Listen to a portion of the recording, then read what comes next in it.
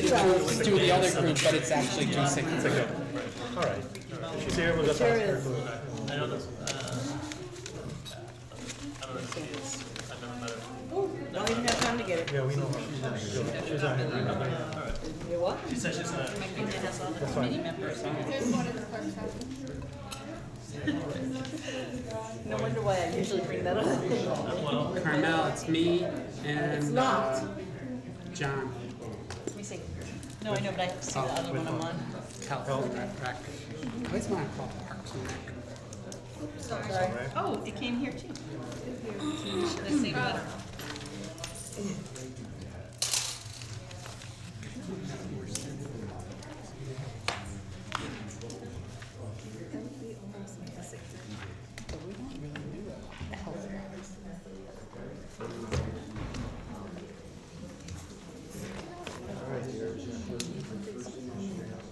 What do you need? Jeez. Hello. Okay, call to order the City Council Committee meeting from Monday, March 2nd, 2020. And we're going to go straight into public safety. And the first item is the NC4 Street Smart Software. Chief Preferred.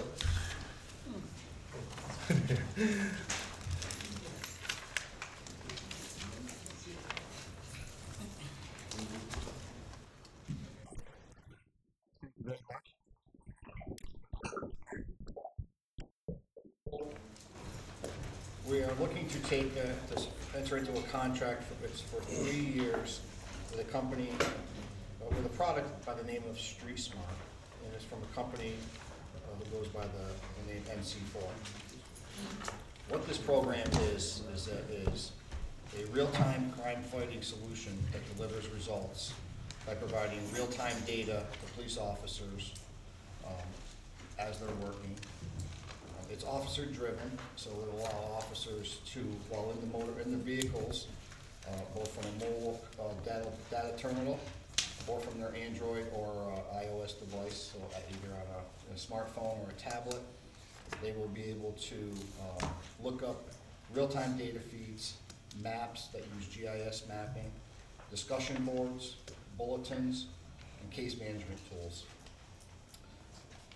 The way it works is that the officers would be able to look on a map of let's say the zone that they are in, and they'd be able to, using the tools on it, check and see what crimes have occurred in the last, say, 24 hours or 8 hours or whatever time period that they want. They'd be able to click on those incidents and see what's happened to them. They could see if any officers have done any follow-up in those last hours, in the last time frame. They can see if detectives are looking for anything specific. It's a good way to communicate with the police officers. In addition to that, the current way that we distribute information is that lineup, potentially as we see each other. Well, we would now have discussion boards and bulletin boards on an online platform that would allow officers to see them anytime, whether they're working or they're not working, whether they're sitting, they could be outside the car sitting on a perimeter and be looking at things that are bulletin related, that are relevant to what they're doing. So this is a program that we've researched for a couple of years now. We've tried to see if there's any other program out there that meets our needs, and this is the one that keeps coming back to us, and we're very happy with them. It is going to be paid for with a grant, and I spoke briefly about them at the budget session regarding the maintenance costs that was included in our budget. So I'm hoping that with the support of the council, we can enter into contract with these individuals and really give our officers the tools that they need to keep our community safe. Anybody have any questions? You said that you spoke briefly about the maintenance costs. Could you refresh, because that was during budget season just a few months ago. Sure. Thank you. The yearly maintenance cost on this is $24,000. It's on a per officer basis, and they're being very reasonable with us to allow civilians to use it in addition. So they charge us for the sworn officers and then allow access to the civilians also. So it's per officer, 24,000? No, total. Oh, okay, all right. I want to say it was $150 per officer per year. Okay, all right, thank you. Bradley? The setup fees and additional fees that are listed here, in addition to the 24,000, are those covered by the grant or are those city costs? Those should all be covered by the grant. Mike can speak better on this, but Yeah, we anticipate this being all paid for by the grant. It's a grant actually a year and a half old. We kind of looking for something to support our records management system that the officers roll out to the officers. Yes, we feel that's all gonna be covered by the grant, so that's the bottom line. Okay. There might be some additional charges, but again, we absorb by the grant. We're not looking for money tonight. Mr. Chairman, the other aspect of this, again, is just better management of the resources of the police officer. So you're giving them current information, more robust information. So hopefully it's going to help have quicker close times from an event to an arrest. And that overall efficiency, sometimes we're sitting here today, is hard to manage, but you look where crime keeps dropping, the results of the department keep improving, and this just becomes another tool to make sure that trend continues. Good, Mr. Yeah, Coach. Chief, any other local municipalities using the same company or anybody else in New York State, or how did you come across selecting these folks? They're from California, as I read. it's a California company. I came across them at a conference that was down in Tampa. Tampa Police Department was the ones that designed this program with the help of NC4. And over the last, I want to say it's been 15 years since the initial development, crime in Tampa's gone down over 70%. And they attribute it, amongst other things, to the communication that this program has brought to the department. Tampa has gone from one of the more violent cities in America to one of the safest. So to answer, more to your point, as far as local areas, there is no other department in New York State that's currently using it. However, I do know that Buffalo Police Department, Rochester Police Department, Syracuse Police Department, and New York City Police Department are all looking at it closely, in addition to BCJS. Toledo Police Department just signed on, and I had the opportunity to speak to command staff from a couple different departments, and they're all very happy with it. So just to follow, what kind of training or, is necessary to get our officers on board? Is that all gonna be included? We're gonna have workshops, or how does that work out, Chief? Yep, training is included in this. They come up, they spend a week here, spending time with our officers, train the trainer sessions, and then individualized training so the officers get comfortable and familiar with it. Our officers are very good right now. They use group chat messages to share information. And if we have 10 people in a group chat, I want that information that they're sharing with 160 people. So that's one of the reasons that we're doing this. And again, I commend you and your staff for going to these conferences and getting this information. I mean, this is not the first time you brought stuff to us. And again, we're gonna be the first, as the mayor said, in the area, and this really is gonna be enhancing our public safety and really tracking those calls and those incidents that are in the city and the hotspots, if you will. But I'm gonna be very proud to support this and thank your complete staff for doing this. Conference in Hawaii, so we'll report back. That's not in your budget, I'm sorry. That's in the mayor's budget. One of the smart cities, next smart city budget, Hawaii. Thanks for pulling that one. Any other comments? Okay. Thank you. Thank you, Chief. Very good. May I have a motion? Second. All in favor? Aye. Excellent. Next item is the National Criminal History Improvement Program. Assistant. Good evening. This is our grant received from DCGS. Just to give a little background, about a year and a half ago, they notified us that they're changing the way they do the live scan. The live scan is for fingerprints and photographs of anyone's been arrested, that we ship them off to DCGS. Before this, or actually we still do send it through Albany, a server that Albany maintains, but Albany's kind of get out of the business, as well as the state changed the way they do things. With that, they did throw some money towards the municipalities, $10,000 per live scan machine. We have two in the police department, one in our youth aid division and one in our cell block area. Obviously, we have to print the juveniles separately from the adults. This supports not all of it, but a portion of it. We also anticipated this expense, and so we did wrap it into some of our operational funds this year. We're probably looking at $10,000 to $13,000 operational funds, but it was part of the budget that we spoke about last fall. Any questions? Good. Thank you. Second. All in favor? Aye. Thank you. Thank you. The next item is equipment transfer agreement with General Electric Company. Mr. Colvin? Thank you. This is really being presented, I think, on behalf of Chief Senecal, who I spoke with related to this agreement.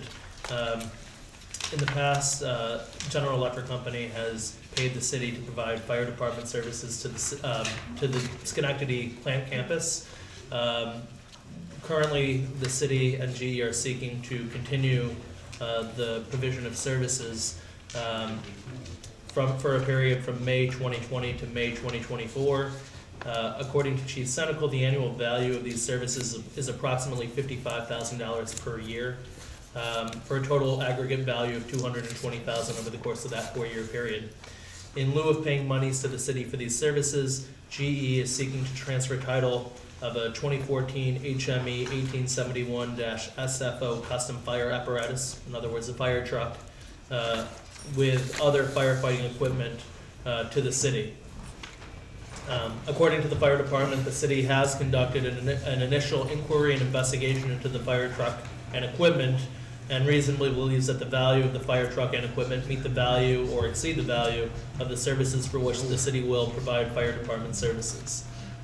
So based upon the recommendation from the fire chief, alluding to the value of the truck being equal to or in excess of the services to be rendered over the course of the 4-year period, the city is seeking to have the committee pass a legislative request that the city council consider a resolution to provide fire department services from May 2020 to May 2024 to GE at a Schenectady plant campus in exchange for that fire truck and the miscellaneous firefighting equipment. Excuse me. You need a copy. We don't have any We have copy. nothing, don't so have whatever any- you're reading, nothing. We don't have you did a anything. great job reading, we have nothing. So It wasn't sent. can we have a copy of that, please? I could certainly make a copy. I thought it was Yeah. sent. I apologize for that. Yeah, nothing. This is something the city has done for a period of time. It's always been the area of the GE main plant that is not within the city of Schenectady. That area we have to provide services for just by basic statute.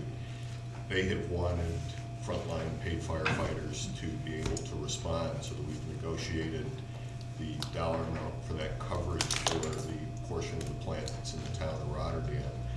What they're looking at now is they have this piece of apparatus, they're looking to sell it, and they've done some restructuring at the plant, so that we would take that piece of apparatus, put it in our line of equipment, and take that as opposed to taking the revenue stream for what's roughly, what is it? It's 220,000 for 4 years, 55,000 a year. 4 years of Go ahead, Ms. Barroso. What's the age of the fire truck? It's 2014. So it's already 6 years old. And My understanding from speaking with Chief Senecal is it has not been in operation by GE for a certain period of time. Again, you can't compare that piece of apparatus to our apparatus, which is Constantly being used used. multiple times every day. It's, I don't want to downplay the role that they play within the GE plant, but that is the lady that just drove it to church on Sunday for the car. And Go ahead. did we budget for this amount of revenue coming in? No. Well- Seeing it as a line, but- Well, we had before, and I apologize, I don't know if that was actually in the budget. We were starting those discussions during the budget process, but I would look at it as being, again, revenue neutral over the long term, because we're going to have another piece of apparatus that we would not have to pay for. And the equipment as well. My last question is, are we adding to our fleet, or will this replace? Well, this will put another piece of apparatus in reserve that will program we have in place now is all the frontline apparatus is leased, and we're rotating it roughly every 60 months. This puts another piece of apparatus in reserve that we would use when we take one of those out of service for maintenance or training or other times actually when we have a working event or some other scenario. But again, it may not match up exactly, but I'll make the numbers work. And just looking at it as being revenue neutral over the duration of the time.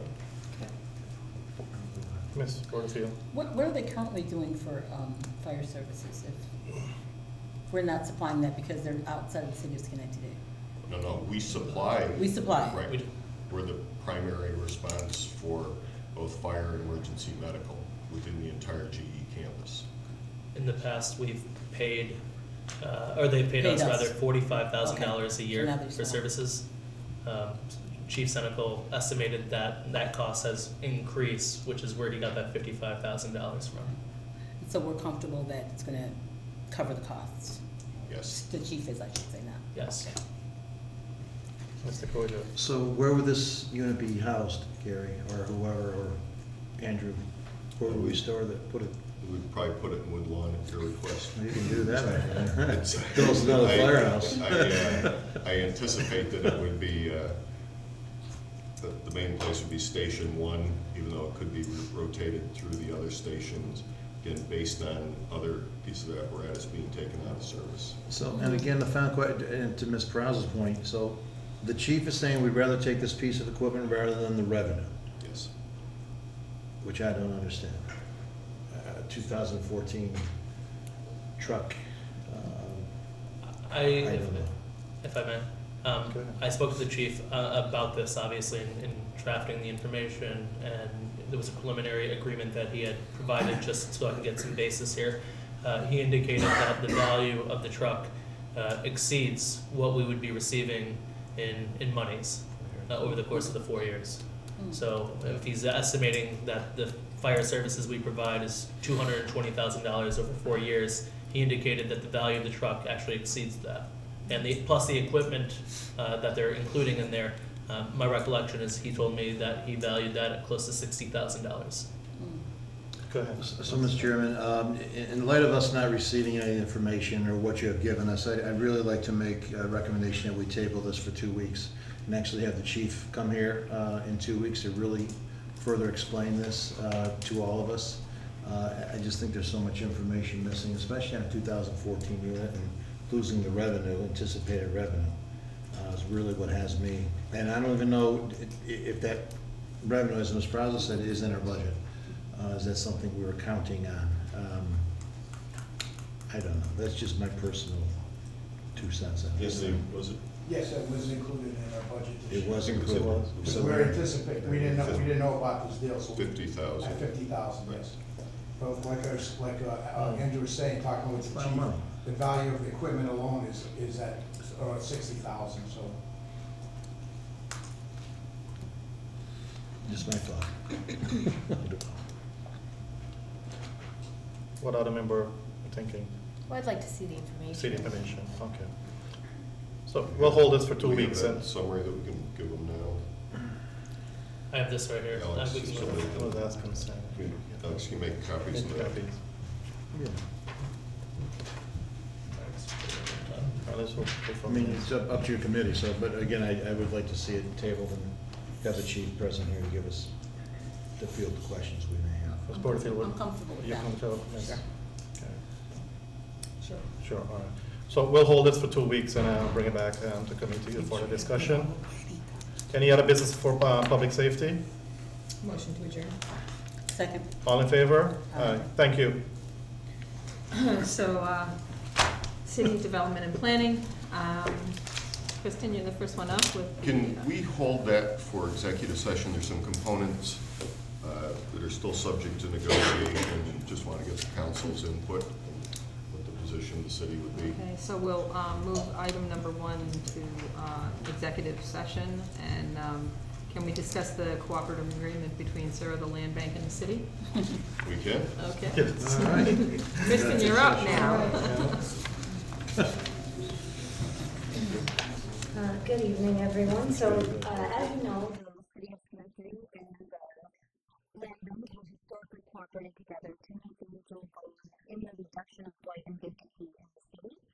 And to continue to address these issues, it's necessary to enter a cooperation agreement with the land bank to allow for access work and possible demolition of certain properties in Schedule A. Again, this works towards our unified goals in our priority areas for the reduction of blight and the redevelopment of our priority corridors. We have the voting temp here, which we will from the land bank. I don't know if either of you want to just give an update on where we are. Thank you.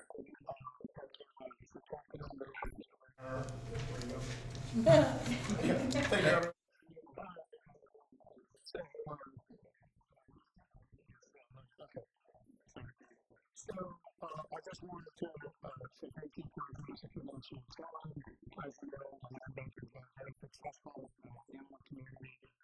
Back to 2012, after 2013,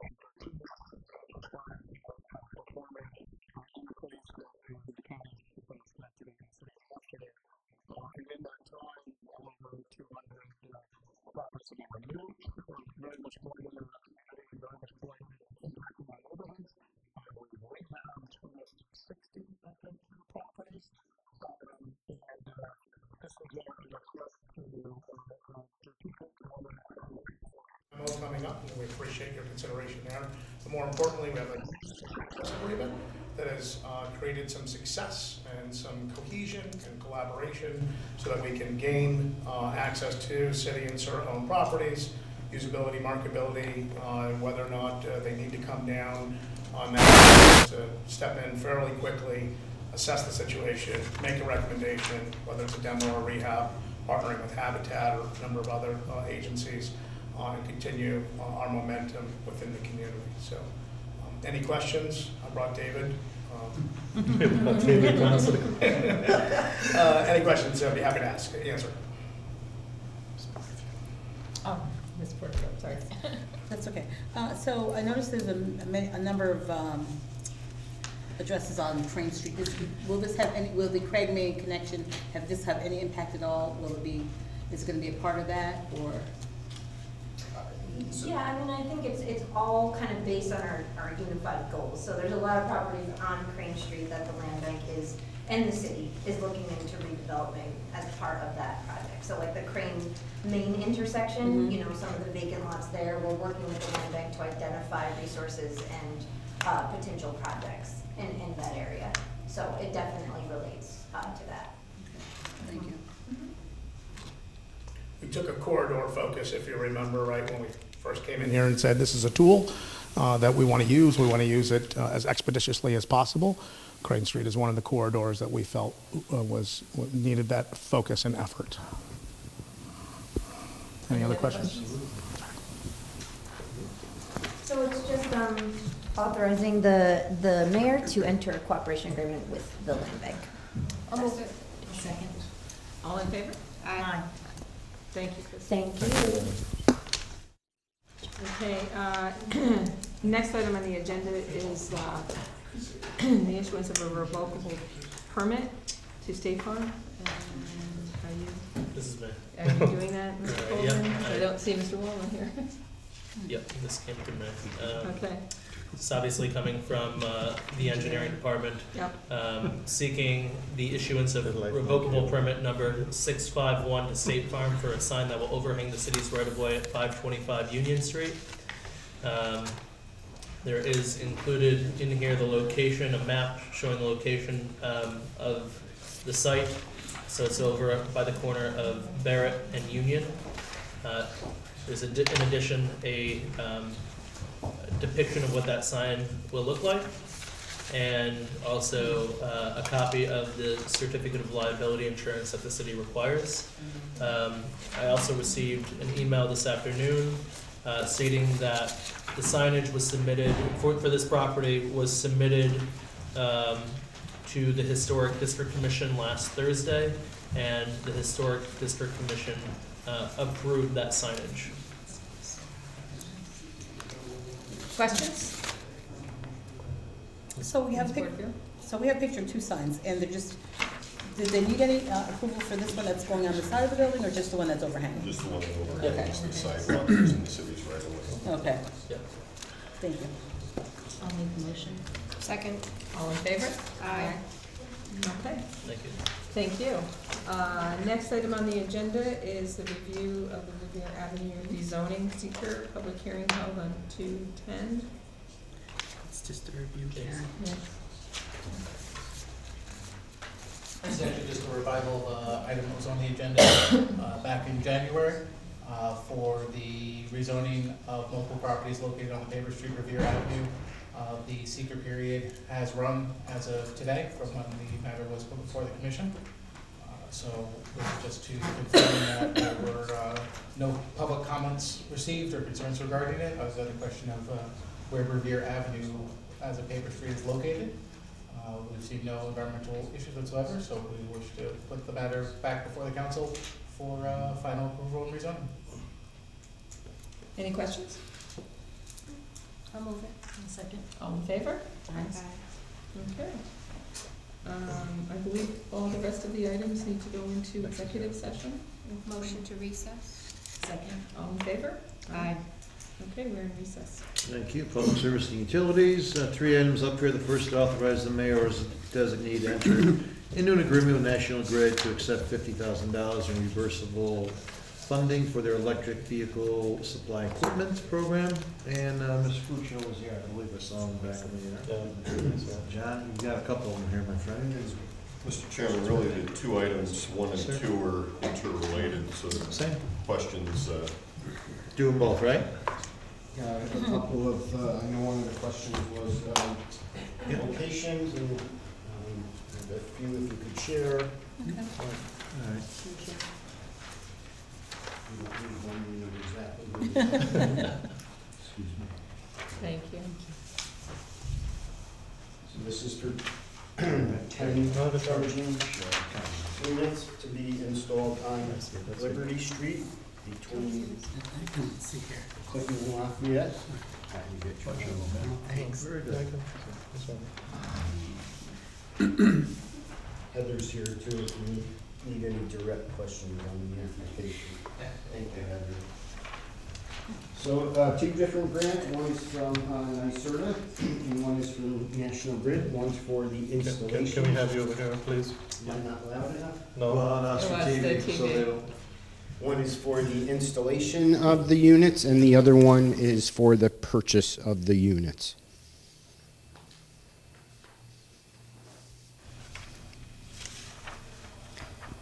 Any questions? Any questions? Anybody? We've had a few questions that we asked them. Again, there might be a minor cost associated with this, as far as over the grant, right, Mr. Mayor, or the very small amount, I think you said? I always shy away from discussing internal estimates before we go out on these, but Okay. our internal estimates were at, for the installation, about 58,000. We did the grant application for 50. We've done a supplemental application, which I expect to be favorably reviewed at National Grid, which will reimburse us up to that additional 8,000. So we'd again be able to spend 58,000. The 40,000 almost covers the cost of the stations, but there's an advantage in doing that where these are going to be for public use, but we'd also use them for vehicles that we have in the city fleet now and looking to purchase more electric vehicles later this year and going forward. And the simple numbers I use on an electric vehicle, the variable costs are about half of what a gasoline vehicle is, so that there's reduced maintenance, upkeep, and then there's just the overall better environmental impact of an electric vehicle today, so that anticipated cost might be a little bit higher, but we're gonna make it up in operational efficiencies and just creating another amenity in our downtown to draw people who are switching over to electric vehicles. Great. Ms. EW, question? I just, Liberty Street, where there are the diagonal parking spots, are they currently diagonal, or? No. We're gonna make them diagonal. Part of the advantage is that we're doing additional parking from making them Right. diagonal there. But I also want, a couple more comments. One is that the $50,000 for the installation, that was a number we had come up with early on before we had a quote, and because they wanted the application in as soon as possible. So that's why we had to put the supplemental one in once we did get an estimate, which brought it up to the $58,000. There is room there if, So how many are we gonna? 10. we're So gonna there's have? actually So 5 these are dual all going units. to be for electric vehicles Correct. only? Correct. Parking. Correct. Right. Charging. Charging stations for electric vehicles only, and they'll have to pay to park there, correct? Correct. Can we do that? Only electrical vehicle will park there? Yes. Yes, that's We've what been we're currently doing doing. That, we're currently doing Currently that. currently doing it. That's all. Yeah, but I think it's great, because they're gonna now go diagonal as opposed to parallel, so you're gonna have more cars. So, back to my committee, so, Yes, sir. John, so my question is, we're going to this parallel parking, how many additional spaces are we getting out of it? It looks like quite a few, obviously, from what we currently have. Well, the angled parking is actually going all the way up to the corner of Lafayette Street. I didn't show it in the design. I also Okay. took some All the way other down. information off of this since it actually has to go to bid, so I took the materials off of it. But I think we're looking at a number of 4 or 5 additional spots by making it angled versus parallel parking. So again, to your question here, we're technically not losing those 4 or 5 spots to the electric charging. Because again, We're people are really gaining concerned spots. about parking in that area, since you do have the library there and the courthouse and the police station. So we're actually, it's gonna be an even number if you think about it from what we currently have. I think with it's the gonna be electric. more parking. 'cause Well, you're John gonna just said diagonal. additional 5. Yeah, it'll be But pretty if close. you're going all the way down to Lafayette, if you're going all the way down Yeah, Lafayette. these are not gonna it'd be more. charging station at this point in time. Yeah, Right. Yeah. right. So again, I So think it's it's great, and I love the angle parking, especially what we have over here in front of City Hall as well. Yeah. I think it's advantageous for us to move to that design. Very good. Any other questions on this? Either one or two, I guess we're combining them both. I'm sorry. So I Mr. just Ford. want to know, is it, or is this an outright grant, or do we have to expend the money and then get Yep, reimbursed? this is a reimbursable grant. We have to put the money out and get the reimbursed for it. And I think the other question we had was the timing on it. And the grant requires us to complete the installation in 180 days. That's why we were trying to get the thing moving. Okay, all right. There was one other question, it was just in the grant letter, it talked about the installation and related as-built, and maybe that's just more technical stuff that I need to know? Yes, I saw that note in your email, and actually I wasn't sure what that was written. Okay, so I didn't know if that meant something very specific in terms of, you know, we had to do it a certain way that No. wouldn't. The only thing we have to do is make sure that the charging stations that we purchase are on NYSERDA's approved list, Okay, which they will be, of course, okay, because we want the reimbursement. absolutely, Yes. thank you. Any other questions on either number 1 or 2? Nothing at all?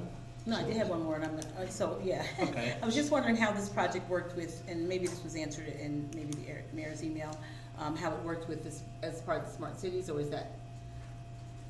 Well, I would say that it's a component of the smart cities, making sure that you have infrastructure there for fingerprinting for charging stations. I mean, that's how it's related. The smart city things that we're doing in and vary throughout the deployment. So, I would say it's certainly not. Thank you. And the parking app as well that we're talking about too, correct? And tying in with MetroPlex and that, I think that's Correct, tremendous. this will be compatible with that. The city of Albany already has one, and I know other cities, and that's how some of us pay down there, so I think it's excellent that we're really starting to see things happening here, and we're very excited about it, so. And John, thank you for your leadership as well on this, as to the mayor. Any other questions for this? All right, none else, so I need a motion. I'll move Carmel, it. second by Ms. Palmetti, all in favor say aye. Aye. And then let's do a separate one for number 2 as well. Motion to accept that one. Mr. Palmetti, second. Carmel, all in favor say aye. Thank you. All right, so Thank we're you. good. Thank you. Thank you very Thank much. you. Alrighty. So number 3, the CCA Public Education Outreach Plan and the opt-out letter. Mr. Cole, I guess you're handling this one? I suppose I am, yes. Yes, you are. Many hats. First, I'd like to acknowledge Katie, who's with us tonight from Mega. Oh, very I believe good. Katie's Very here good. and happy to answer any questions that you may have. Background information on this. Obviously, the city has established a CCA program to aggregate the energy supply needs of its residents and small commercial businesses, and to negotiate and enter into supply contracts with energy service companies on behalf of these parties.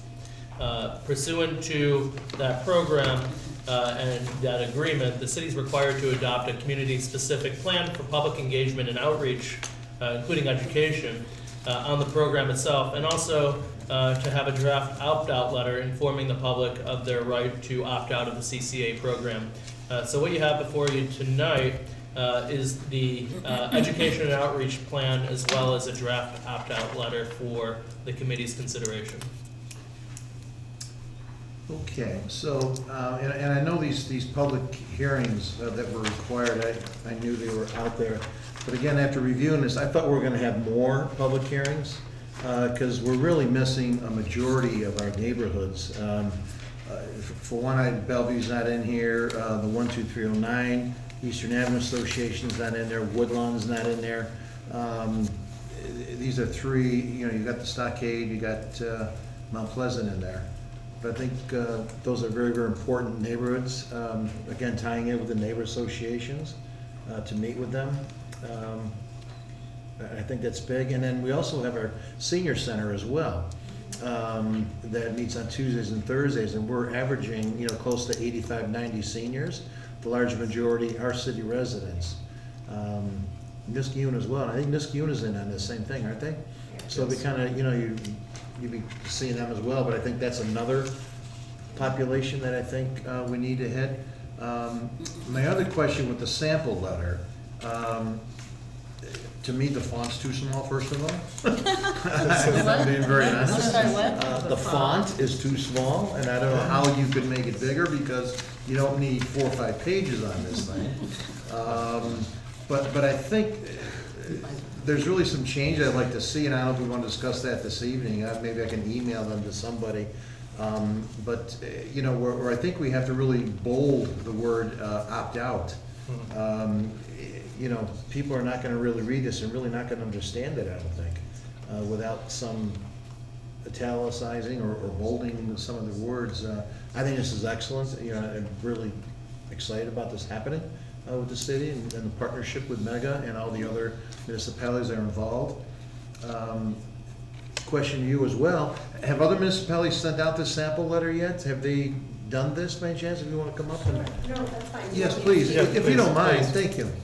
Well, we got you here. We'll put you on camera. Okay. Of course, that's what we're doing. Straight ahead. It's all yours. Hi, Mom. Well, my name is Katie Barstow. I'm a employee of the school cooperative for Mega. So, just like the last things, that's actually I did my thing. So, I've met quite a lot of the residents, including some of the residents from Woodland as well.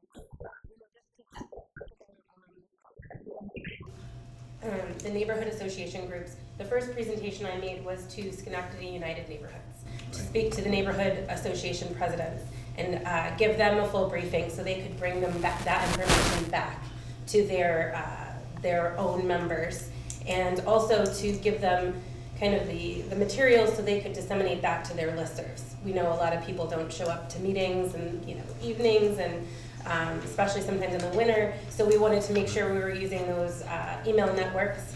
I know we've connected to each of these online, so we're Facebook following, and we've had a lot of reposts, particularly 12309. Your point about the senior centers is well taken, and what kind of our strategy, Mega having set up a CCA like this before. We found that visits to senior centers are most helpful during the second round of education and outreach, which we complete after the bid, after you all have had a chance to see the results and decide your choice.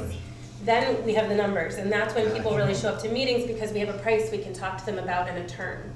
And that's when we've had a lot of success with senior centers, because seniors will bring their bills, and we can point out the different parts of the bill and really help them get a hands-on understanding. So that was a little bit of strategy decision at this point, to start with the broader groups for the 60-day education and outreach, because we're really just trying to tell the story of what is this program called CCA and how would it work. Then second round of education and outreach, we do more of the specifics. How long will this program be going, and exactly what the price is, and then they bring their bill and compare it. Yeah, that's a great idea. And then regarding the sample letter, have any, Niskeen or anybody else sent these out yet? Yeah, so we've had 6 communities, Niskeen is one of them, that have already adopted their draft opt-out letters, right? So this is just a draft, knowing that the letter has to be tailored based on which choice the city makes. So it's written in such a way that we don't know if you will choose the 100% renewable option or the standard grid mix option. So if there will be a choice for residents to opt up or opt down, we can't anticipate that until you all know the pricing and what you want to do. So it's written with a lot of blanks. You know, all of the communities are approving the same letter. Some tweak little parts of it, but it's very much the same across all the municipalities that have adopted it. So.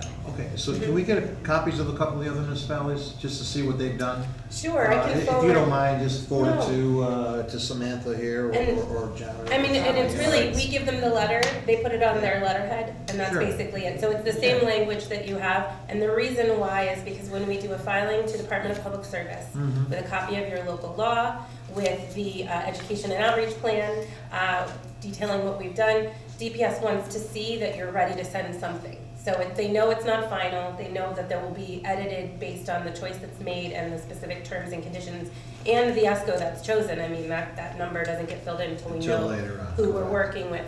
So yeah, but I would be happy to send you the ones, and DPS has given back approval for the first 6 communities. So Bethlehem, Guilderland, New Scotland, Voorheesville, Kinderhook, and Niskuna. So if you don't mind, those, again, just to make and again, I think the font's too small, and I really think we want to italicize or bold out that word unless you opt out by. I mean, it's something you had mentioned that as well, I think, right, in one of your discussions. I think it's important. Right, as well to point that out. Because it's a long letter too.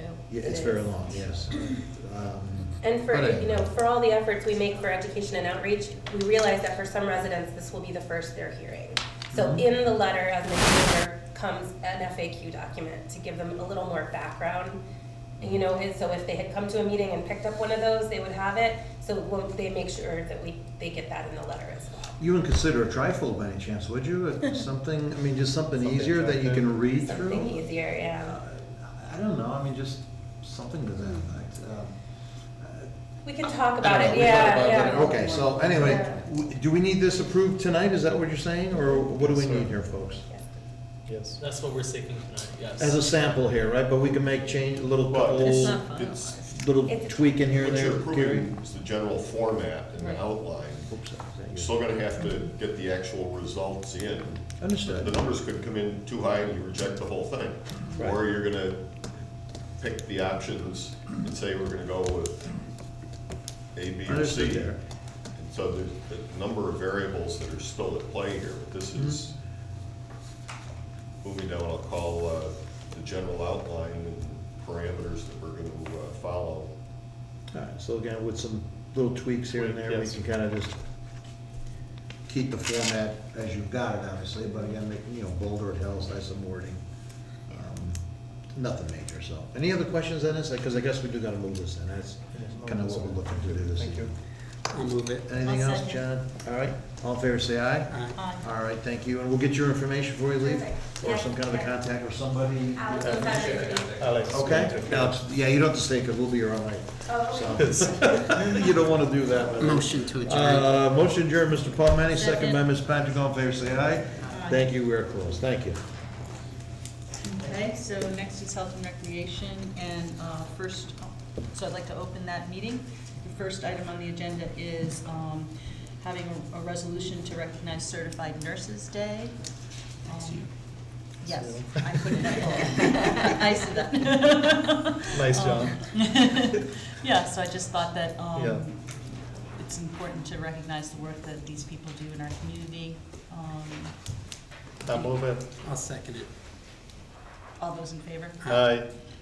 Okay, and the next one is, I'll turn the floor over to Karen to talk about the next resolution. ALH division, it's an annual ceremonial resolution that we do, and we usually bring in some Irish dancers, and it's a fun city council meeting, so I'd like to do it again this year. Okay, do I have a motion? Second. Okay, all in favor? Aye. Okay. And finally, we're going to turn it back to Mr. Golden to talk to us about the Schenectady Inner City Ministries request for urban farming. Thank you. This was something that I believe was going to be presented at the last council meeting, but there was some unclear information that the council ended up tabling the matter to get additional information. So what we're seeking to do is, when I say we, Vale Urban Farm is going to be a project under SICOM. So the Schenectady Inner City Ministry is going to be overseeing this program, this project, this initiative, and they're seeking to have use a portion of property on Fair Avenue as the Vale Urban Farm. Specifically, the area is between State Street and Central Park Road. It's approximately 325 feet by 90 feet.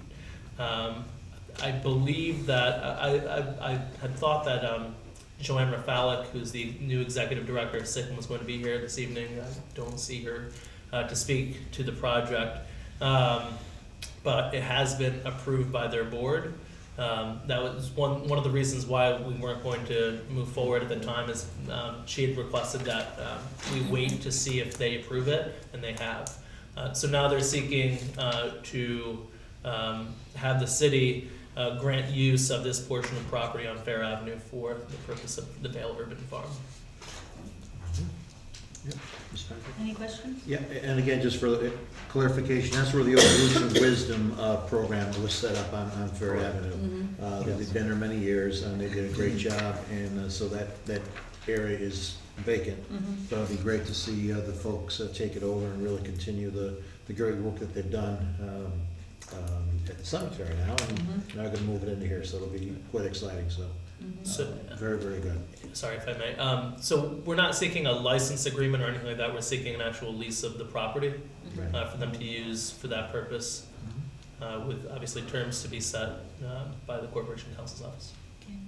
Any other questions? Yes. Oh, sorry. So we're entering into this agreement with SICM and not with the Vale Urban Farm, correct? Correct. My understanding that was from our reviewing confusion. all the information, Vale Urban Farm is not a legal entity. Initially, they were a project of, I believe, the Vale Cemetery Foundation, and then also a combination. And then I think there was also the Vale Preservation Incorporate, some other two entities. They are now it's now going to be a project under the umbrella of SICM. Okay. Yes. All right. So it'd be a project under that the city would be entering into a lease with SICM. They would have to have obviously the insurance, Right. that we would require and so forth. All right, I believe that's what our confusion was last time. Yes, was the and entity there was itself. clarification that was needed between then and now. All right, thank you, Mr. Cole. Any other questions? I'll move this. Second. All in favor? Aye. Okay, passed. And so, motion to Second. adjourn? Okay. All in favor?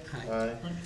Call to order the Finance Committee. The first two items go together. They are the police contract. First is the retroactive for 2018, 2019, and then is a budget reallocation for 2020 with Mr. Ferrari. Thank you, Council President, Council, Mayor. What we did, the reason why we broke it up into 2 years, since we still are closing our 2019 books, according to the general accounting standards, we were taking this reallocation and charging it back to the year that we have open. So we're taking the retro payments that you see on the sheet behind there for 2018, and we must charge that back to 2019. You see the figure for that, and that's going to be all paid through our appropriated fund balance of 2019. Now we're going to do the same for 2020. The amount for 2020 also is going to include the Medicaid, Social Security, and the retirement portion that we're paying out in 2020. So that also is going to be coming through the appropriated fund balance of 2020 and not 19. Any questions? So the total to the fund balance would be 2.6 million, correct? 2.659. Are there any other questions? I'll move this. Is there a second? All those in favor? That's two different. Yes, Yeah, for the first yeah, one. Right, Yes. right. And then for the second, I'll move that. I'll second. all those in favor? Aye. Thank you. Thank you. Anthony. You. All right, next would be Mr. Mudavaren with a discussion on the council approval for any contract acceptance or change orders of a certain amount, and there was a handout. Yeah, this item ties into the procurement policy, so we pretty much can discuss it with the procurement policy like we did the last time, Okay. rather than separate. Well, for some reason, that falls under me, so, so we will go through it, I think, from the beginning. First is there was some thought of removing the names on the first section. We were told by Mr. Colvin and our purchasing agent that this is a state requirement, so that's why the names have remained. Okay. Go ahead. Oh, yeah, go ahead. We did strike out one person on there, though, who's no longer with the city, and we can't leave it, we can't just leave a placeholder there, so to speak, for Deputy Commissioner of Finance. So we wouldn't be striking that out. Okay. Next would be the purchasing requirements in section 1. The suggested changes that were received were to change the purchases less than $3,500. Will be made at the discretion of the mayor, the purchasing supervisor, or the mayor's designee, and purchases of $3,500 to $2,000, or public works purchases of $3,500 to $35,000. So those were the suggested changes. Are there any questions or comments on that? Okay, next. Just before section 2, this would be the change orders piece. You will see there some suggested changes were offered. I also have an additional change or two I would like to see, where it says shall, there's two shalls, changed to must. Shall and must are, they mean the same thing in I legalese. actually looked this up on the, Webster? no, on the Supreme Court did a decision saying shall is equal to may. I'm not aware of that. We've always used shall as The being. U.S. Supreme Court or the state Supreme Court? U.S. Supreme Court. So I don't- Unless We've I always have it wrong. interpreted shall to mean must and may to be something separate, which is permissible but not required. Well, And that's how we. Just before section 2. We use the word shall to be the requirement. That's, yeah, okay. personally, I would like to see the word must. But that's me, I don't know about everybody else. The Supreme Court will show. I'll see if I can find that. I'm making a note of it, just the must. So that would be on where it says all change orders and approvals must be made. And then the change order must Be described. describe. Yes. And then on the last line there, any requested change order or orders that cause an increase beyond the cumulative threshold of 25% greater than the amount of the contract which the city council approved must be approved as opposed to shall. Correct. Yeah, right, got it. Ms. Porterfield. On Well, the last time we discussed this, I did see you did make a change, but it says that all order requests and proposals shall be made in writing and sent to the Finance Committee Chair. So, as the last time we discussed it, it didn't say, so you're saying that they don't have to be through the department head? It wasn't clear, so you're saying they need to be sent to you as opposed to the department head? And this? Well, council representative, so it would be whoever the chair of the finance committee would be. Well. And I didn't make that particular change. Originate Well, they're with the gonna come department. from the department. It will be coming Yes. from the From the department. department to the So, finance. my request was that that be included in there, that shall be made by the department head, or somehow that we make sure that the department head is in this line of information going through. Well, all the change orders will be coming from the department head. That would be the first line. That will be the first line. I mean, In maybe order to that's, submit. Yes. is that, do you think it's implicit in the paragraph above that? Where it says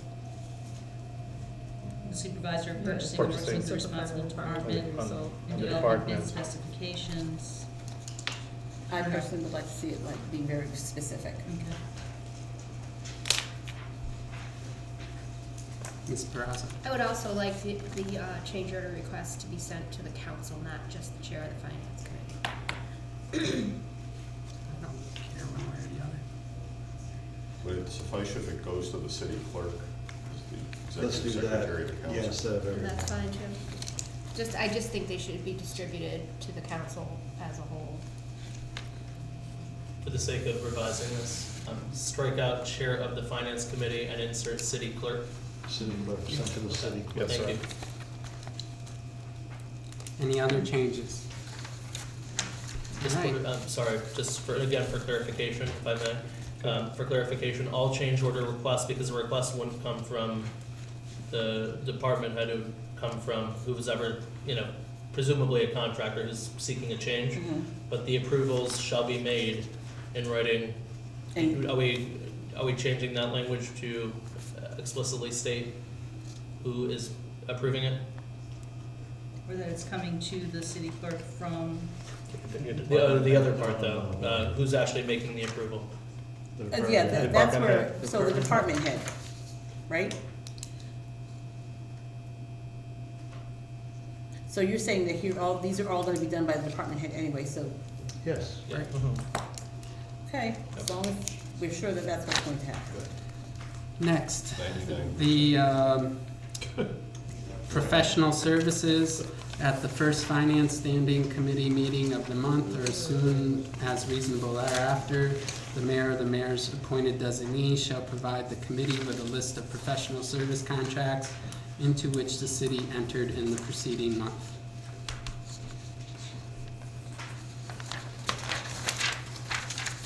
Next is section 3. There were a lot of stuff sent. Public works contracts exceeding $250,000. Priority for public works construction contracts exceeding $250,000 may be awarded to contractors and subcontractors that have an approved apprenticeship program as provided for in Article 23 of the New York State Labor Law and meet state, federal, or city of Schenectady minority and women-owned business utilization goals as appropriately apply. Where are you reading that? the first. Section 3. Section A, 3A. For here. Yeah, that's right. Sweet. Okay, good. Yeah. Is there, right there. You have to wait. Oh, he's over here. Yeah. Oh, he's not in the changes. I thought he was in the changes section. Okay, you read the whole thing. Yeah. I got you. Right. Got you. Very good. Ms. Porterfield. So we had talked about raising that amount, and I see that now that's going into another part where this is gonna be phased in. Correct. All right, so I would like some clarification on why we're doing those steps. As I said, the last time we received information from Mr. Gardner, who's looked at this for over a year. So I'd like some rationale as to why we're not just going ahead with his recommendation and we're phasing this in. Those were the suggestions I received, so I Those made a who- suggestion and I didn't suggest phasing in, so. I did include, it's not on, is it on your version? Yes, There's a it's on. comment on the right side that I included. I couldn't incorporate, as I said, I was making changes based on what was sent to me. The comment on the right came after the other information had been provided. I did want to make that aware, the council aware of the language in there, that this council person brought to my attention. Ms. Porterfield. And since Mr. Gardner's here, I'd like to, I'm sure he has a good reason for that amount, so I'd like to hear from him why the 500,000. And I know that we got it in writing, but obviously, for some reason, we're not considering it. So, Let's see if there's any additional questions that maybe they'll come up and he can answer them all for us. Ms. Perazzo. And what is the rationale of the minimum amount starting at 250,000? Because if you look at the graphs that Mr. McElravy supplied, you know, we do have a reasonable amount of bids going out between 100,000 and 350,000. And so I don't understand why we wouldn't give our smaller, local owned businesses that ability to bid. You know, even if we raise it to, you know, 500,000, there's still, I mean, it's not, you know, it's a small piece of the pie, really, if you look at those bids. No, same thing. Just 3 pages. So I don't understand why we wouldn't 17, take the advice of our affirmative actions, so especially with these percentages. I mean, in the one year, it's So would somebody like to 9% speak of to our that? bids. Another year, it's 17% of our bids. The highest year, it's 32% of our bids, so it's less than a third. I think the comments I received concerned the Crane Street projects.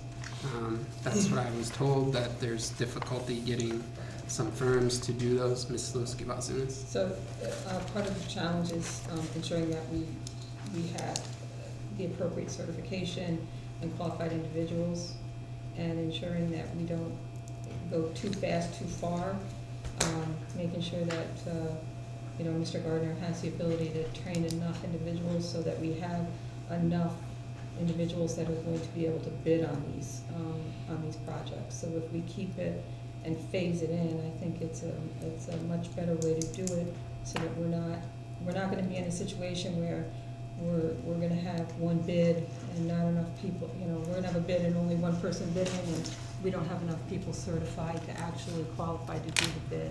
So if we start small and phase in, I think it's a reasonable expectation that we have people that are capable of doing the work. We don't wanna get someone into a position where they think, oh, I can do this, but I'm really not ready to do it yet.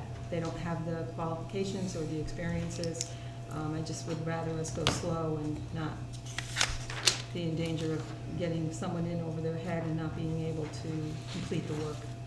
And one of the data that came out was only 3 out of 15 who completed Mr. Gardner's program have actually gone on to get certification. So that is a concern as well. Why don't we bring Mr. Gardner? Yeah, In terms of managing it. right. I just want to also say this. Mr. Gardner, if you could just come this way, please. Why, I think, first of all, we should be striking the language that they need to go through Mr. Gardner's program, because there are other MVWEs out there that existed long before this program started. And by requiring that, you were basically saying to them that you will not qualify for that. So that language is extremely limiting. And so if you keep that language, then I understand the phasing in. But that language needs to go, because you're saying to these other firms that have been in existence and doing business for years, that you can go through Mr. Gardner's program. And so therefore, we're not going to consider you. So I strongly feel we need to strike that language and not block these MWBEs that have been working in this community for years, or wanted to work in this community, but have been certified, doing the work in other places for years, and not been able to. And this would give them the opportunity to, but leaving that language in does not. Just to add to Ms. Karen's comment there, and the thing is that it's vital that these MWB seek certification from the state. I don't think they should go through the program with Mr. Gardner and they're not certified through the state. I agree with I mean, we need them to qualify themselves and to stay qualified. We can quote Crane Street as Ms. Karen just quoted there. It's difficult to keep them on projects, and they're not state certified. So I I mean, wait Mr. Gardner is doing a fantastic job in training them, but at the same time, we also need to assist them to do the state paperwork and to make sure that they are certified, because we don't. Why are we training them in the program and they're not certified to, MWB forms? That's something that we need to help them with. Go ahead, Ms. Porterfield. So, exactly to my point. So that's why we should not be limiting to the firms that go through Mr. Gardner's program. There are other qualified MWBEs, state certified, that would be able to bid on contracts. But if you limit it to only the ones that have gone through Mr. Gardner's program, and then you say, well, we got to get them up to speed. Well, what about the people that have been doing work for years and are already up to speed? Ms. Patrick. I think that's a really valid point, and one that I hadn't actually really realized before, so I would support what Ms. Porterfield's saying in that regard. Ms. Peraza. I also, and correct me if I'm not remembering this properly, but there is a provision of this where Mr. Gardner can sign off to waive that requirement or whatever, in an effort to get additional bids, correct? It's more controlled by you. So if you have one company that, bids or whatever, you have the control to bypass, but to make sure that everything has gone properly through your office first. Am I remembering that properly? Well, that's a little different. Yeah. With MWBE certification, on the state level through SD is one item. And frankly, it's a daunting task for firms to go through that. But we have many firms here that have not gone through that process for a variety of reasons. One, they don't want to go through it, and then when they go through it, they don't get the contracting opportunity. So from a business standpoint, they choose that it's not worth it. But the whole basis of me looking at raising the goal, we have to build capacity, and also we have to build a footprint of the pool of firms that we grow from. So the basis, when I'm looking at a local firm, I'm considering like the Capital Region that ESD uses, for the state certification, or DOT Region 1. And that encompasses, a 10 or 11 county area, which gives us a tremendous pool to draw from. Small firms that are very capable of doing work, all of which want to do business here in Schenectady. Because somebody else sells code or whatever the case may be. They want to do business here in Schenectady. And I'm everything behind all of that is for to create job opportunities and contracting opportunities for our constituents. Because the facts are, our local firms, and we don't live in a bubble here. And we don't have the capacity right here to say we can just move it out just for Schenectady. Because all these business firms, the fact is, stay out of better. So by spreading the footprint and building the capacity and building the base, we will have the capacity to deliver and be successful on this project. And we have really firms right here that are perfectly capable of bidding on this, but a lot of them don't because, their purchases component, sort of limit their ability to get into the game. And it's really difficult.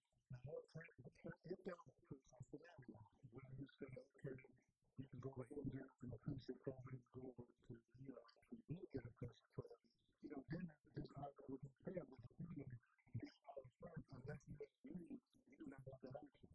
You just cannot get it. So therefore, we sit on the whole process that's trying to get there.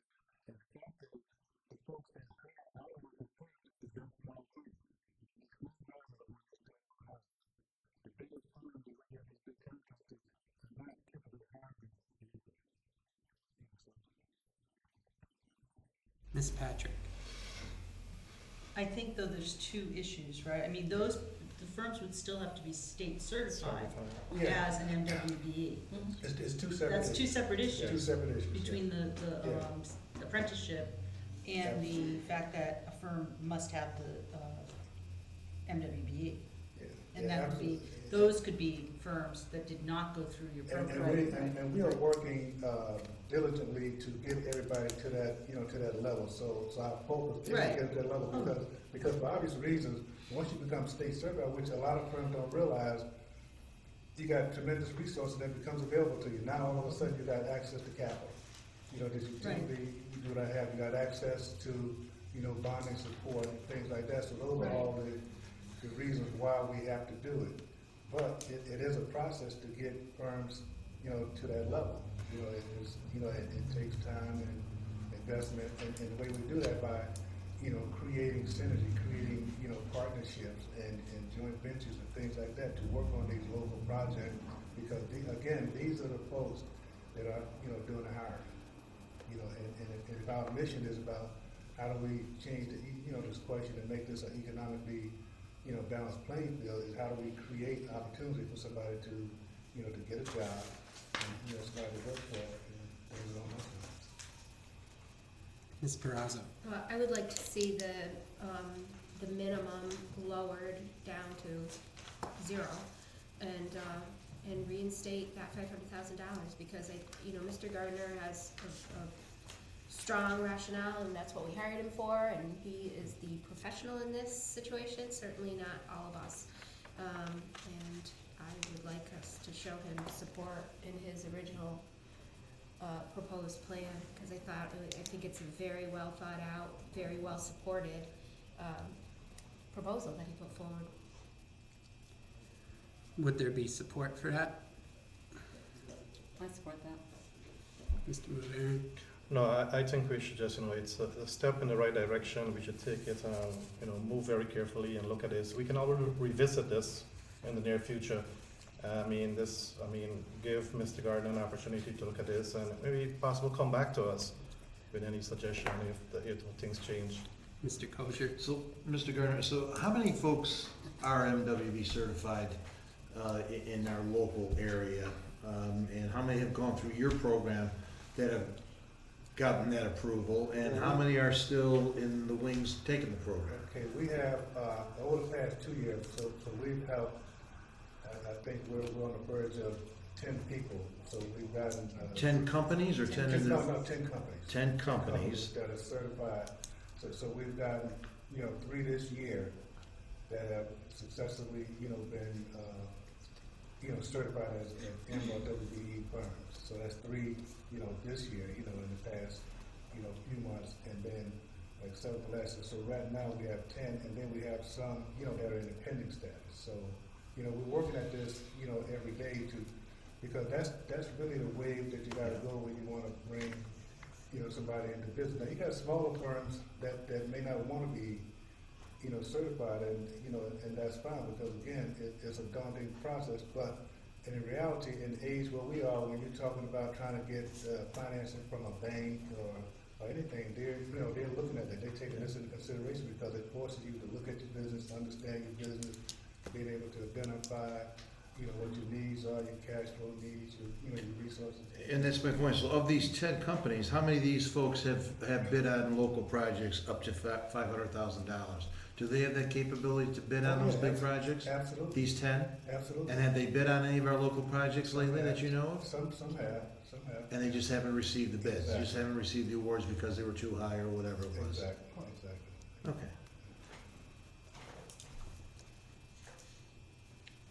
Ms. Luzki-Wazunis?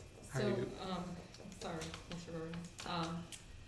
So what you're saying, I just want to be clarifying, a point of clarity. If they're not MWE certified, if they're not certified, and there's a opportunity to bid up to $500,000, they don't have to have the certification. Right. So what qualifiers are we using to ensure that they have the capacity and ability to complete the work that they're bidding on? So, so this is let me explain what my concern is. My concern is that we're gonna get into a situation where we're saying, okay, you know, you've done this, and this project is gonna stretch you a little bit, and I'm speaking strictly from my banking background. Sure, right. Where we end up, and it's happened, you know, I'm gonna bid in on this, and I'm gonna say, yes, I can get this job done for 400,000, and everybody else is saying, oh, you know, it's gonna take 475, and we can compare as much as we want to, but at the end of the day, he's gonna save us money, we're gonna take the bid, and then he can't do the job, and now where's that going to leave us? Especially when we don't have someone that's been certified, and, you know, someone that. Okay, let me address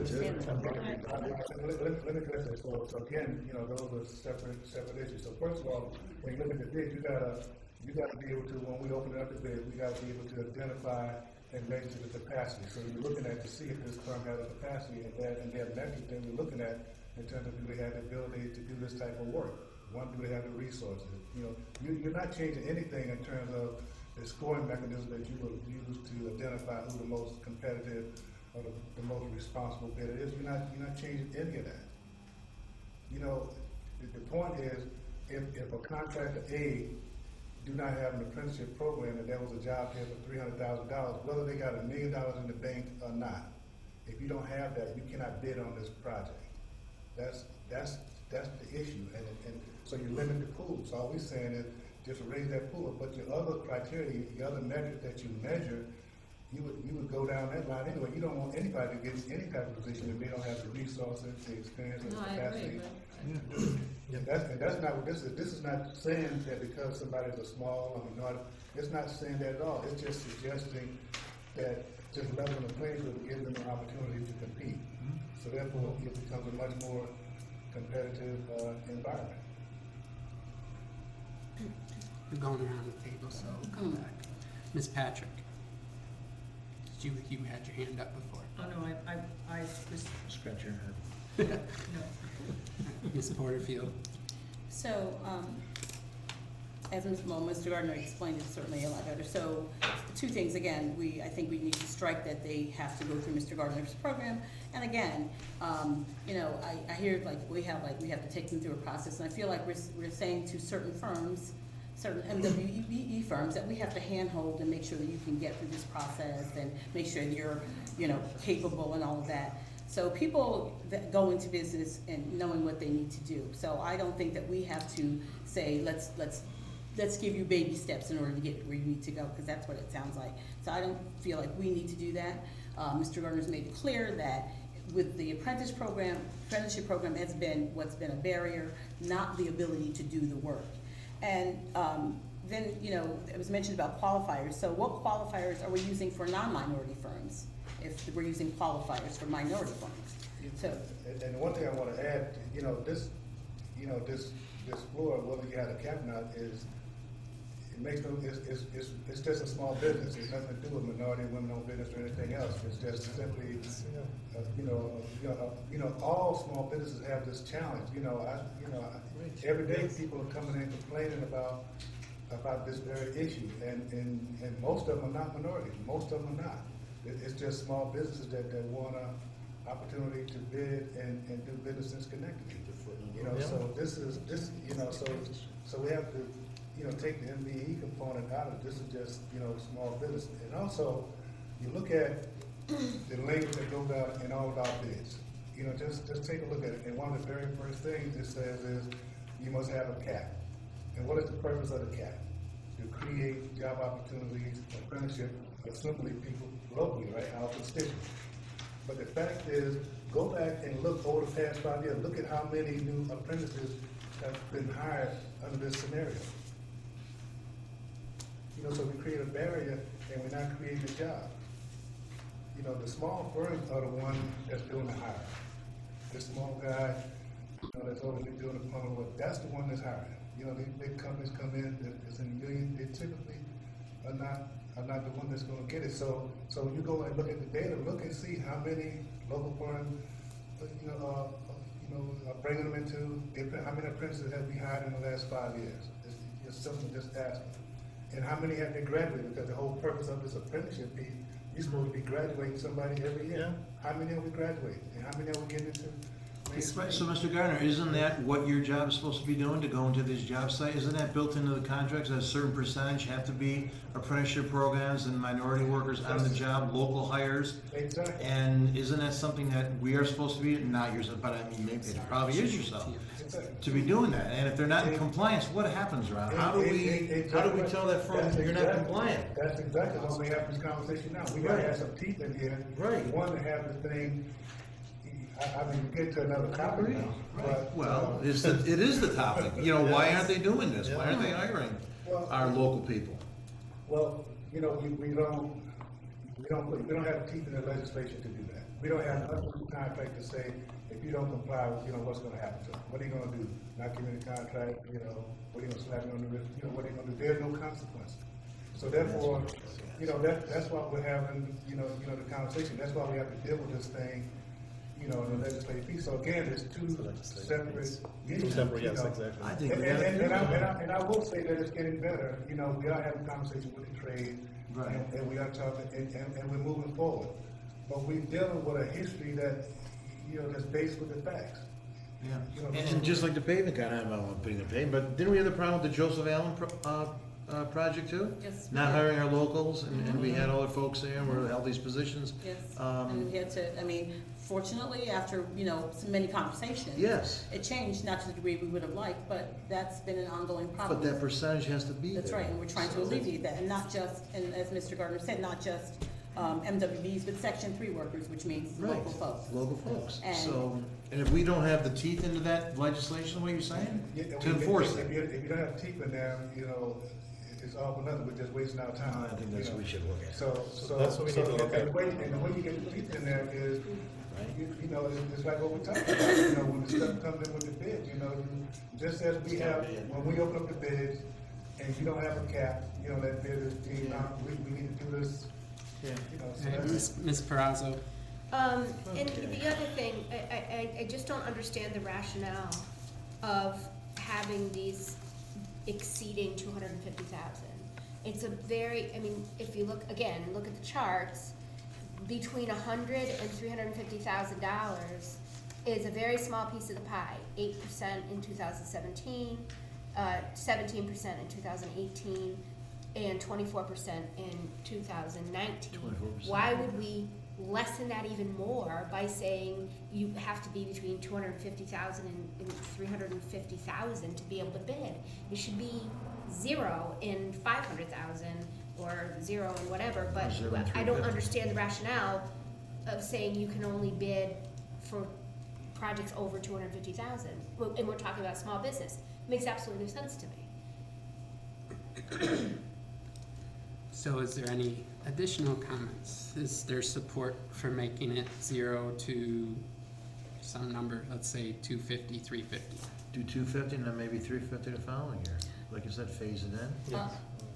No, why can't we just go No? straight to 3? I'm the reason voting was straight to to take it- 500, but Here's- I don't, I'm don't have not teeth in this clear. Wait, let No, yeah, Ms. but Perazzo speak, one at a, Ms. Porterfield, But excuse me. that's two different things we're talking know. about. Yeah. And we continually talking about giving opportunities to small businesses. Let's take the MWB out of it. We have small contractors that work in our city that are not able to bid on these contracts. We consistently say that that's what we want. But if we don't put forth legislation to make that happen, then we're only saying it, we're not doing it. Mr. Gardner has spent a lot of time coming up with this and reaching out to different organizations and entities.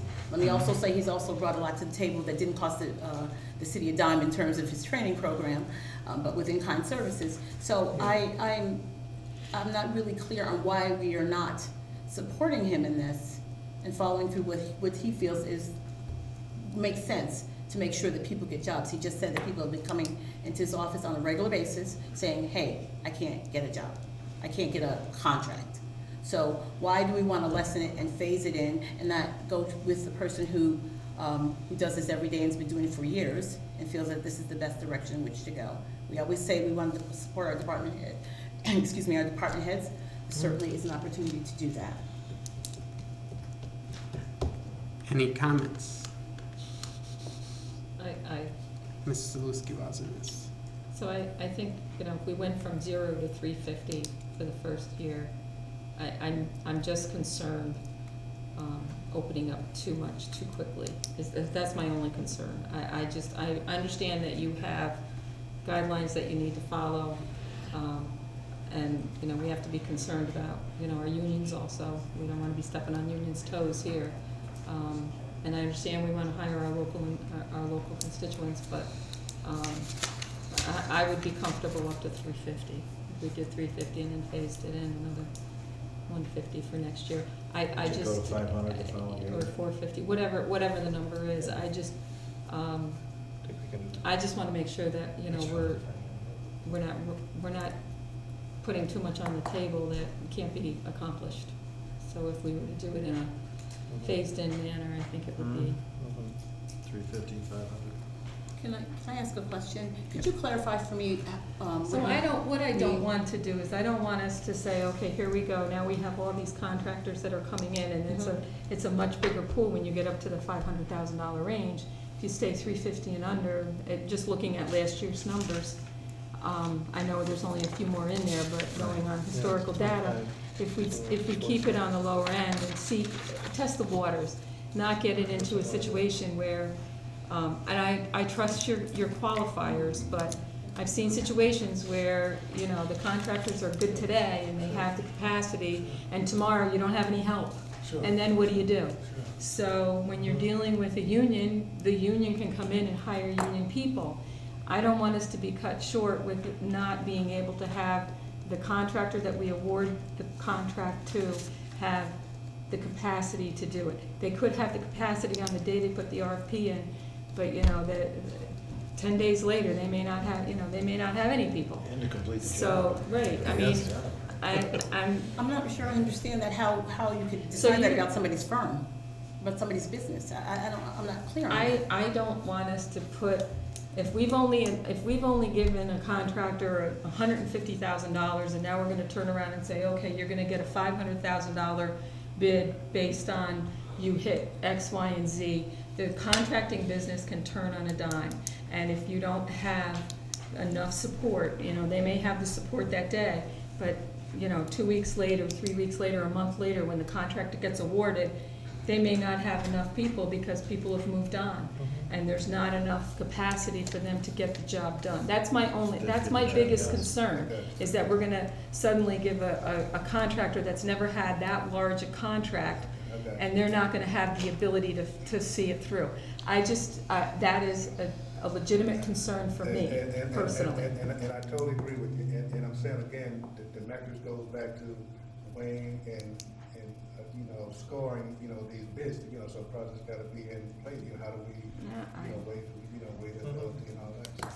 All right, so just to try to get some sort of something that'll pass. I think from what I'm hearing, even though there are some objections, the numbers are first year 0 to 350, second year 0 to 450.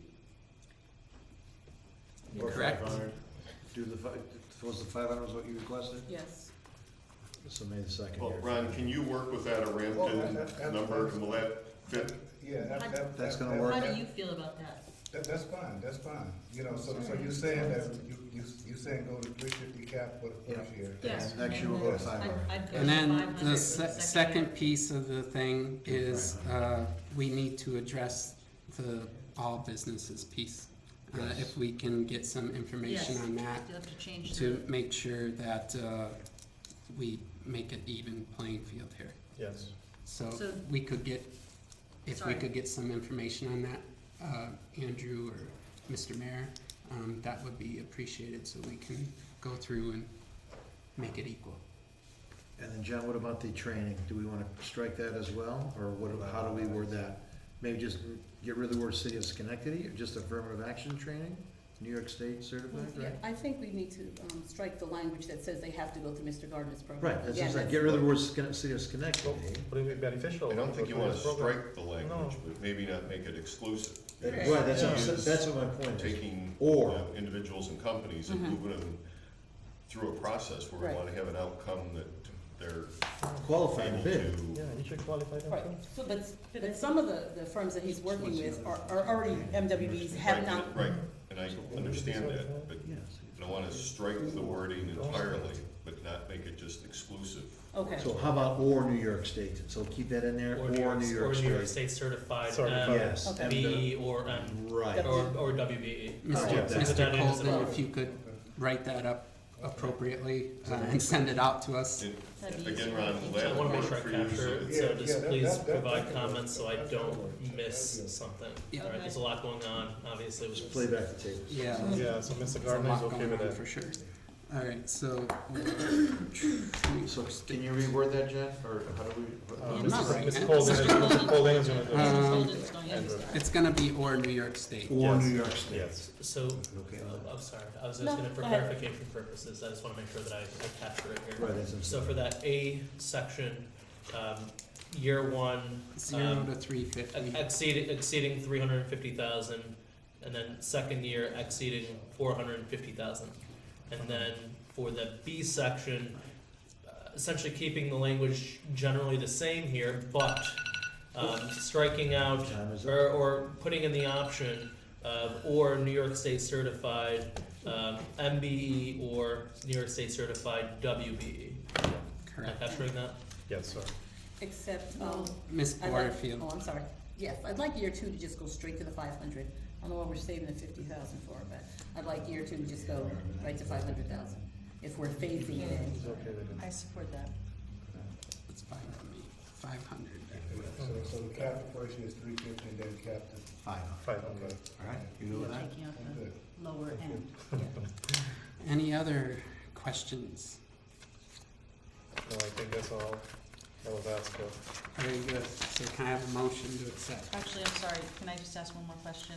Because I thought, sorry, but I thought that I heard you say that it was section A that was gonna go up to 350. It is. Right. It is? Yeah, it is. Public works, I yeah, thought it was- so the All language. public works. He said that was year one, which is not. There would be, so section A, if I can read this correctly. Right. Public work contracts exceeding 350,000, and we'll put a time period in there for 2020 year, may only be awarded to, and then what's in there now. And then we would put a second year, beginning in 2021, exceeding 500,000. And then for the B section that is currently before you, what I'll be doing is updating those numbers, because we have new numbers for being provided, and then including or New York State certified MWBEs. Certification, very good. Yeah, perfect. I do have one more point. It said that, in B, that was to be phased in over the next 2 years, but what we've just said, it's going to be this year and then next year, not 20 and then 2021. Because there's language in here that goes, that says that, This is 2 years. okay, It's yeah, 2 hold on, years. hold on. We are 20. It's just, yeah, 20. All right, we're Yeah, in yeah, 2020. All right. I know, it's. We started it a long time ago. We've It's been a long doing this since discussion, yes. 2019. Okay, so, I'm sorry, but Ms. Peraza. we weren't just limiting it to certified MWBE, right? Yes. You want certified businesses in general, certified firms, Right.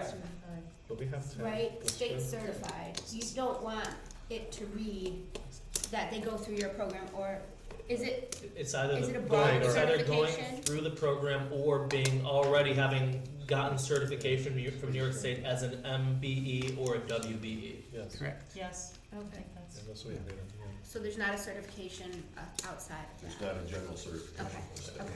All right, Mr. Kosher. Still not done. And I would like to follow up with really putting some teeth in our legislation as far as That's- That is the something. apprenticeship program and all that. I think that's really something we ought to follow up on, making sure these local contractors are doing what they're supposed to be doing, that you're able, when you do go on a job, say, hey, how come you don't have our apprenticeships? You have something to say, look, otherwise we're gonna put a stop order or whatever on this job until we see people here. And I think that's important for our local folks here in the They're city. gonna send Yeah, information. thanks for that. And All right. Okay, so can I have, Oh, go I'm ahead. sorry. No, go ahead, finish on. No, well, this more goes to Andrew, so these attachments, so the policy procedure would be a separate item, that's an attachment that go along with this, because that's, the question is, on the front end, when the bids are coming in, what language is gonna be in there, for the bid, and what goes into the contract for the bid. In the past, well, what we've said more recently is, it would be required to be submitted, with the bid. Exactly, so we've already submitted, that language, so that would just be a part of this is what I'm just asking. I suppose so. I mean, I have to see it obviously, in practice and not necessarily speaking in a hypothetical. And the only other thing, if you would collect data on what happens and present it in January of next year, we'll ask for that. Yes, that's why I asked for it to be revisit that. So can I have a motion to So accept? moved. Second. All those in Very favor? good, very good. Aye. Motion to adjourn? So, second. All in favor? Aye. Thank you. All right, I'm gonna call to order claims. Is there anything here that is not executive session? Everything here is executive session. All right, then I'm looking for a motion to enter into executive session. Motion, please. Motion by Mr. Crozier, seconded by Ms. Porterfield. All those in favor? I'm looking for 50 Aye. cents. And then I will ask that we recess claims. Motion to recess.